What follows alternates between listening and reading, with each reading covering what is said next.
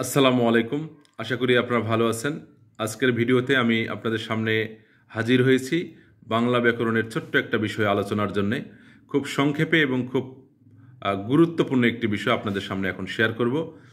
বাংলা ব্যাকরণের গুরুত্বপূর্ণ একটি বিষয় হচ্ছে বা টপিক হচ্ছে উপসর্গ। উপসর্গ থেকে ঘুরে ফিরেই বিশ্ববিদ্যালয় এবং বিশ্ববিদ্যালয় ভর্তি পরীক্ষা এবং চাকরির পরীক্ষায় প্রশ্ন আসে। তো আমরা জানি উপসর্গ ৩ প্রকার।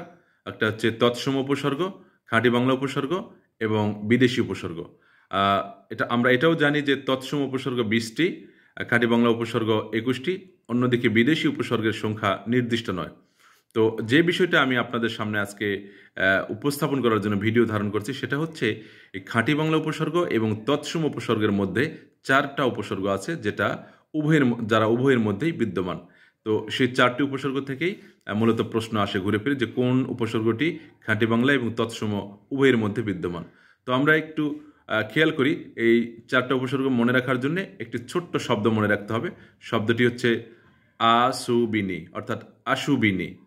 তো আমরা যদি এই ৪টা উপসর্গ এখান থেকে বের করি তাহলে আমরা পাবো যে প্রথম উপসর্গ হচ্ছে আ, তারপর হচ্ছে সু, তারপর হচ্ছে বি, তারপর হচ্ছে নি, অর্থাৎ আশুবিনি। এই ৪টা উপসর্গ খাঁটি বাংলা এবং তৎসম উভয়ের মধ্যে বিদ্যমান। তো ভিডিওটি ভালো লাগলে শেয়ার করবেন। ধন্যবাদ সকলকে। আসসালামু আলাইকুম।